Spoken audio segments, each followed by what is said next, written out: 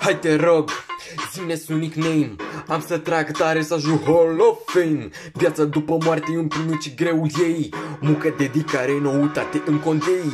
Căci tu ești mamă pentru o simplă foaie. Tu-i faci de mâncare, show-e la bătaie. Îi dai chip, glas, nume și putere. Pentru generații să fie o avere. Nu-i nevoie de bronz, argint sau aur ca să dezvolți cel mai complex tezaur. O familie realmente și o brigadă reprezint colonia mare. Nu o simplă star, dar aici se ascultă doar rap OG.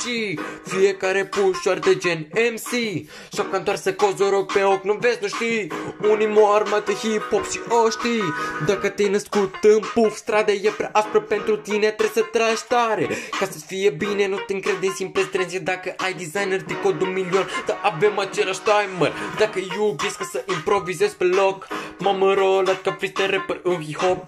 Unii au vrut că spun ce aveam în gol. Acum sunt prezentativ, e cheia sol. Așa e fiecare artist pe calea de început. Fiecare rapper cu ambiția de golan cascut. Chit că ești chelul, Tupac, Nane sau Offset, devii mai puternic încrezător încet.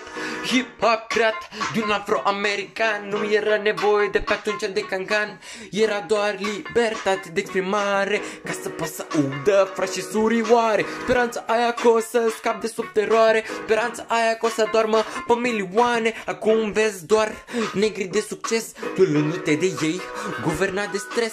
Ningă nu e discriminare, e ca pentru mine să spun frățioare. E egalitate mai mereu în cartier. Chit că ai rude sau tovarăș cu cazier. Nu-i nevoie să vinzi droguri, să te bagi pe necurate. Ține-te de școală, măcar 12 clasă. Nesubclasă, clasă superioară. Dacă sunt scara, sunt ce se coboară. Zodia mea e leu, dar nu am valută. Timpul face o poveste și nimeni nu ascultă. Mi-ai pus un pistol ce la tâmplă. Împușcă-mă în inimă și vezi ce se întâmplă. Cu inima gândesc, cu inima eu simt. Printre atâtea necazuri știi că eu mă plimb. Parcă totul se repetă la nesfârșit. Că am 15 ani și nu pot să schimb. Ca să schimb lumea, asta îmi doresc. Să pun suflet și schimbare în vers. Tupac, 2 glonțe ce au marcat o istorie și nimic nu e schimbat. În cazul nostru e puterea din stat. Aș fi dat cu bombe, bro, deci sunt arab.